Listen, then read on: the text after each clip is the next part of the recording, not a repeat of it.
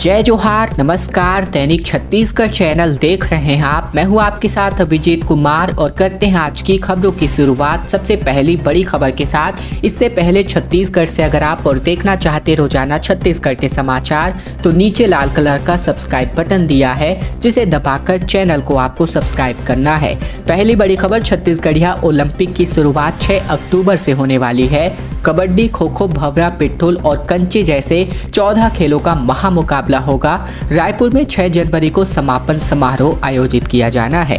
दरअसल राज्य सरकार ने छत्तीसगढ़िया ओलंपिक खेलों की तिथि की घोषणा कर दी है। ग्रामीण खेलों का यह सबसे बड़ा प्रतिस्पर्धा 6 अक्टूबर से आयोजित होगा। अगले 3 महीनों तक कबड्डी, खो खो, पिट्ठूल, भंवरा जैसे कुल मिलाकर 14 पारंपरिक ग्रामीण खेलों के खिलाड़ी विभिन्न स्तरों पर मुकाबला करेंगे। खेल समापन समारोह बात करें तो 6 जनवरी को राजधानी रायपुर में आयोजित किया जाएगा।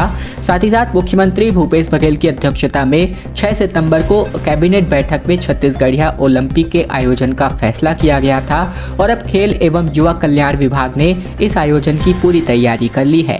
पंचायत एवं ग्रामीण विकास और साथ ही साथ नगरीय प्रशासन एवं विकास विभाग को इसकी जिम्मेदारी सौंपी गई है। खेल के लिए कुल 6 स्तर निर्धारित किए गए हैं, जिसके अनुसार खेल प्रतियोगिता के चरण होंगे। इसमें गाँव में सबसे पहला स्तर राजीव युवा मैदान क्लब का होगा। दूसरा स्तर जोन का है, इसमें 8 राजीव युवा मैदान क्लब को मिलाकर 1 क्लब होगा। फिर विकास खंड, नगरीय क्लस्टर स्तर, फिर जिला स्तर, साथ ही साथ संभाग स्तर और अंतिम में राज्य स्तर पर खेल प्रतियोगिताएं आयोजित होंगी। छत्तीसगढ़ के युवाओं के लिए रोजगार प्लेसमेंट कैंप का आयोजन किया जाना है, जिसमें एक साथ 192 पदों पर भर्ती होने वाली है। छत्तीसगढ़ के कुछ निजी क्षेत्र के नियोजकों के द्वारा युवाओं के लिए रोजगार का अनोखा अवसर लाया जा रहा है। 26 सितंबर को धमतरी के कंपोजिट भवन में प्लेसमेंट कैंप का आयोजन किया गया है, जिसमें प्रदेश के ऐसे युवा को नौकरी की तलाश में है, वे सभी इस प्लेसमेंट कैंप में जाकर आवेदन भर सकते हैं। मिली जानकारी के अनुसार केवल 10वीं पास विद्यार्थी भी इस रोजगार अवसर को प्राप्त कर सकते हैं। कंपोजिट भवन के कक्ष क्रमांक 45 में ये कैंपस प्लेसमेंट आयोजित किया जाएगा। बता दें कि ड्राइवर से लेकर के गार्ड, फायरमैन और बीमा सलाहकार के साथ साथ अन्य 92 पदों के लिए भर्ती की जाएगी। इसमें ऐसे आवेदक जिनकी शैक्षिक योग्यता 10वीं, ग्रेजुएशन, पोस्ट ग्रेजुएशन, बीएससी या इत्यादि है, तो वे इन पदों के लिए आवेदन भर सकते हैं। सभी आवेदकों को अपने सारे शैक्षिक दस्तावेजों के साथ प्लेसमेंट कैंप में उपस्थित होना अनिवार्य होगा। साथ ही साथ एसबीआई लाइफ ब्रांच में 100 पदों पर भर्ती करी जाएगी। 27 सितंबर को दूसरा प्लेसमेंट कैंप आयोजित किया जाएगा, जहां जिला रोजगार एवं स्वरोजगार मार्गदर्शन केंद्र के कक्ष क्रमांक 65 में ये आयोजित किया जाएगा, जिसमें एसबीआई लाइफ ब्रांच कवर्धा के द्वारा एलए के लगभग 100 पदों पर भर्ती की जाएगी। रायपुर शहर रह गया प्यासा, क्योंकि ट्रक की सिर्फ एक टक्कर की वजह से ट्रक ने एक खंबे को टक्कर मार दी, जिसकी वजह से बिजली न मिल पाने की वजह से 38 टंकियों में पानी नहीं पहुंचा, जिसके कारण 12 लाख से बड़ी आबादी पर इसका सीधा असर पड़ गया। दरअसल रायपुर के लाखों घरों में बीते दिन सुबह पानी की सप्लाई नहीं हो सकी। इसकी वजह से लोग परेशान होते रहे। किसी को भी ये पता नहीं चल पाया कि आखिरकार ऐसा क्या हुआ कि पानी नहीं आया। निगम की तरफ से होने वाली जल आपूर्ति बाधित होने की वजह से ये दिक्कतें पेश आई। कई मोहल्लों के लोगों का पार्षदों से विवाद होता रहा। लोगों को कोई वैकल्पिक सुविधा नहीं मिल सकी। दरअसल सारे शहर की पानी की सप्लाई एक ट्रक ड्राइवर की वजह से प्रभावित हो गई। नगर निगम के जल विभाग के प्रभारी सतनाम पनाग ने बताया कि भाटा गांव के पास एक महादेव घाट के पास मोड़ पर लगे बिजली के खंभे को एक ट्रक ने ड्राइवर ने टक्कर मार दी थी और इससे भाटा गांव के पास से जहां से पूरे शहर को पानी भेजा जाता है, वहां से पानी आगे नहीं जा पाया। सतनाम ने बताया कि इससे 38 टंकियों में पानी नहीं पहुंच पाया और इसकी वजह से जानकारों के मुताबिक बात करें तो रायपुर में हर दिन प्रति व्यक्ति लगभग 175 लीटर के हिसाब से 350 mld यानी कि 35 करोड़ लीटर पानी की जरूरत होती है। निगम की तरफ से दिए जाने वाले पानी के भरोसे बड़ी आबादी होती है, इस वजह से लोग काफी परेशान होते रहे। छत्तीसगढ़ माध्यमिक शिक्षा मंडल की निगरानी में परीक्षा व मूल्यांकन स्थानीय स्तर पर होगा। तिमाही परीक्षा 26 से आयोजित कराई जाएगी। दरअसल जिले के 5 ब्लॉकों में बात करें तो पूरे प्रदेश में 3 माह के भीतर पढ़ाए गए कोर्स का आकलन करने के लिए प्राइमरी से लेकर के हायर सेकेंडरी स्कूल में विद्यार्थियों के लिए तिमाही परीक्षा 26 सितंबर से शुरू हो रही है और अब तक बात करें तो यहाँ पर 30% कोर्स ही पूरा हो सका है। इस पूरे कोर्स की बात करें तो यहाँ पर इस जो पूरे किए गए कोर्स है यानी कि 30% 30% जो कोर्स है इसी के भीतर से सवाल पूछे जाएंगे। तिमाही परीक्षा में 1 लाख से ज़्यादा विद्यार्थी केवल अगर मैं जिले की ही बात करूँ तो इसमें शामिल हो रहे हैं। पूरे प्रदेश स्तर पर लाखों की संख्या में विद्यार्थी शामिल होंगे। साथ ही साथ कब किस विषय की परीक्षा होगी इस संबंध में छत्तीसगढ़ माध्यमिक शिक्षा मंडल व स्थानीय स्तर पर शिक्षा विभाग की ओर से समय सारणी जारी कर दी गई है। विषय अनुसार पाठ्यक्रम सवाल पूछे जाएंगे। उत्तर पुस्तिकाओं का मूल्यांकन स्थानीय स्तर पर कराया जाएगा। छत्तीसगढ़ के यूनिवर्सिटी और कॉलेजों में एडमिशन की तारीख बढ़ा दी गई है। उच्च शिक्षा विभाग ने 30 सितंबर तक अब मौका दे दिया है। कुलपति से अनुमति मिलने के बाद अब प्रवेश होने वाला है। दरअसल छत्तीसगढ़ में 12वीं पास करने वाले जो भी छात्र छात्राएं हैं जो अब तक किसी कारणवश किसी भी कॉलेज में एडमिशन नहीं लिए हैं उनके लिए उच्च शिक्षा विभाग ने कॉलेजों में एडमिशन की तारीख बढ़ाकर अब 30 सितंबर कर दी है। छात्रों के भविष्य की चिंता करते हुए शिक्षा विभाग ने ये फैसला किया है। पहले ये तारीख 26 अगस्त तक थी, लेकिन अब इसको लगातार बढ़ाया गया उच्च शिक्षा विभाग के द्वारा। साथ ही साथ राज्य के सभी विश्वविद्यालय और महाविद्यालयों में एडमिशन की तारीख 26 अगस्त तय थी। इससे बड़ी संख्या में स्टूडेंट्स कॉलेज में दाखिला नहीं ले पाए थे।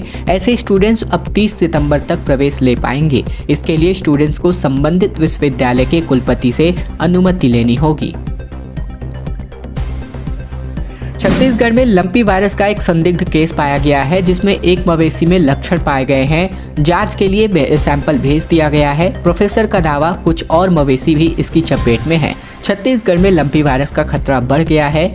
दुर्ग जिले के एक मवेशी में इसके लक्षण पाए गए हैं जिसकी पुष्टि पशु चिकित्सा विभाग के चिकित्सकों ने की है। अब उसका ब्लड सैंपल लेकर टेस्ट के लिए रायपुर भेजा गया है। इसके बाद सैंपल को भोपाल भेजा जाएगा। उप संचालक पशु चिकित्सा विभाग डॉक्टर M.K. चावला का कहना है कि अब तक एक ही पशु में लंपी वायरस के लक्षण पाए गए हैं। के बाद से उसका ब्लड सैंपल कलेक्ट करके रायपुर भेज दिया गया है। वहां से उस सैंपल को भोपाल भेजा जाएगा।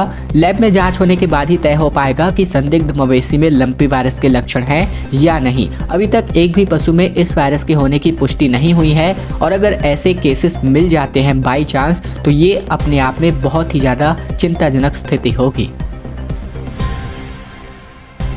अज्ञात बीमारी से मौत का तांडव लगातार बढ़ता जा रहा है। इंद्रावती नदी पार के गांवों में अब तक 39 लोगों की मौत हो चुकी है। डॉक्टरों की टीम आखिरकार अब जाकर रवाना हुई है।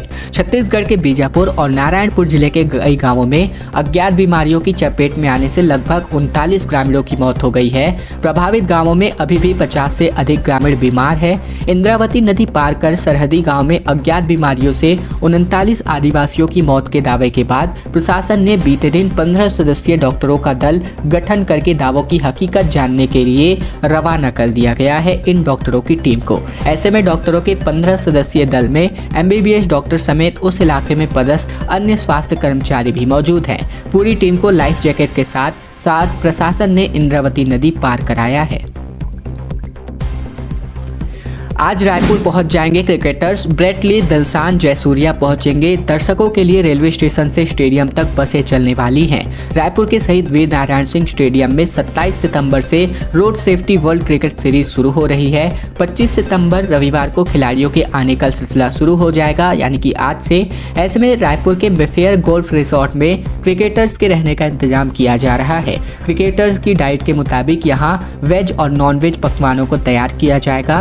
वही बात करें तो यहाँ खिलाड़ी जिम और गोल्फ कोर्स में गोल्फ का मजा भी ले सकेंगे। जानकारी के मुताबिक 25 सितंबर से श्रीलंका, बांग्लादेश, इंग्लैंड और ऑस्ट्रेलिया के लीजेंड्स क्रिकेटर रायपुर आने के लिए शुरू हो जाएंगे। इनमें तिलक रत्ने, दिलशान, सनत जयसूर्या, ब्रेट ली जैसे दिग्गज क्रिकेटर भी शामिल हैं। रायपुर में 27 सितंबर को श्रीलंका बांग्लादेश का मैच दोपहर 3:30 बजे से आयोजित कराया जाएगा। इसी दिन इंग्लैंड और ऑस्ट्रेलिया का मैच शाम 7:30 बजे से होगा। इसके बाद पहला सेमीफाइनल मैच 28 सितंबर को शाम 7:30 बजे, दूसरा सेमीफाइनल मैच 29 सितंबर को 7:30 बजे और इसके बाद 1 अक्टूबर को फाइनल मैच खेला जाएगा।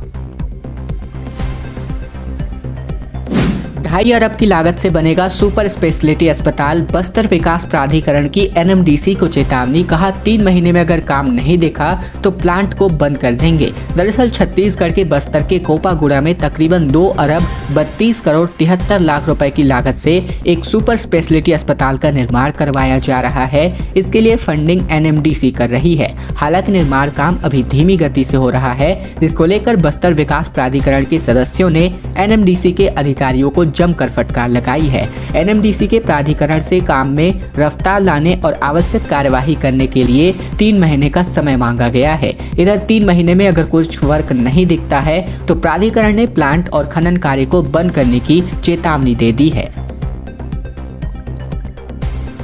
कॉलेजों में प्राध्यापकों के 595 पदों पर भर्ती जल्द ही होने वाली है। राज्य में पहली बार प्राध्यापकों के 595 पदों पर भर्ती होगी। इसके लिए जल्द ही नए सिरे से विज्ञापन जारी किया जाएगा। राज्य सरकार ने स्थानीय उम्मीदवारों से इस भर्ती में पात्रता मिल सके, इसीलिए इस भर्ती के नियमों में संशोधन किया गया है। पिछले वर्ष 2 सितंबर 2021 को छत्तीसगढ़ लोक सेवा आयोग यानी कि CGPSC ने प्राध्यापकों की भर्ती के लिए विज्ञापन जारी किया था। इसमें स्थानीय अभ्यर्थियों और बाहरी राज्यों के अभ्यर्थियों के लिए उम्र सीमा में समान ही नियम और शर्तें दी गई थीं, जिसकी वजह से स्थानीय अभ्यर्थियों को इसका लाभ नहीं मिल रहा था। कुछ अभ्यर्थियों ने मुख्यमंत्री बघेल से इस बात की शिकायत की थी। विवाद बढ़ता देख भर्ती विज्ञापन को ही निरस्त कर दिया गया था। इसके बाद विभाग ने अधिकारियों ने भर्ती के नियमों में संशोधन करने के लिए काम करना शुरू किया था। इसे अब अंतिम रूप दे दिया गया है। उच्च शिक्षा विभाग के राज्य सरकार ने कई ऐतिहासिक निर्णय लिए हैं। पहली बार प्रदेश में प्राध्यापकों के पदों पर सीधी भर्ती कराई जाएगी। पीसीसी चीफ की यात्रा में बीजेपी को न्योता, मरकाम ने राहुल से कही थी 50 किलोमीटर रोज चलने की बात। भाजपा प्रदेश अध्यक्ष ने इस पर सवाल उठाए थे। छत्तीसगढ़ में पदयात्राओं के सहारे राजनीति नई नहीं है, लेकिन इस बार पदयात्रा में राजनीतिक चुनौतियां भी शामिल हो गई है। कांग्रेस ने भाजपा के प्रदेश अध्यक्ष अरुण साव को बाकायदा लिखित निमंत्रण पत्र सौंपकर कोंडागांव से दंतेवाड़ा तक 161 किलोमीटर की पदयात्रा में शामिल होने का आग्रह किया है। इस पदयात्रा का नेतृत्व कांग्रेस के प्रदेश अध्यक्ष मोहन मरकाम कर रहे हैं। दरअसल कांग्रेस की भारत जोड़ो यात्रा के दौरान मोहन मरकाम ने कांग्रेस के पूर्व राष्ट्रीय अध्यक्ष राहुल गांधी से बातचीत में कह दिया था कि वे भी लंबी पदयात्राएं करते हैं। इस दौरान वे एक दिन में 50 किलोमीटर पैदल चल लेते हैं। उस समय राहुल गांधी ने भी इस दूरी पर आश्चर्य जताया था। यह बात छत्तीसगढ़ पहुंची तो भाजपा इसको मजाक बताने लगी। भाजपा के प्रदेश अध्यक्ष अरुण साव ने बयान दिया था कि कांग्रेस नेता झूठ बोलते हैं।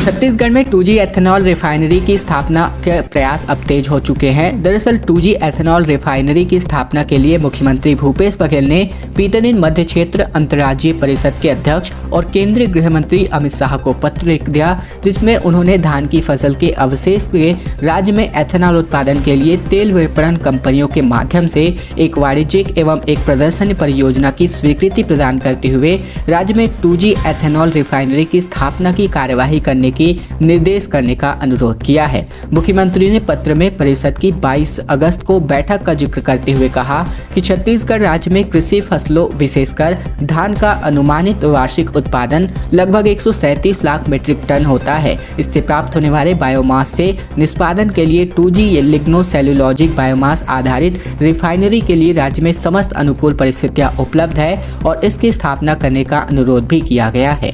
खैर दोस्तों, आज की खबरों का सिलसिला बस तक का था। वीडियो पसंद आया तो वीडियो को लाइक कीजिएगा। चैनल पर नए हैं तो चैनल को सब्सक्राइब कर लीजिएगा, ताकि प्रतिदिन की महत्वपूर्ण खबरें, छत्तीसगढ़ के समाचार हम आप तक रोजाना पहुंचा सके।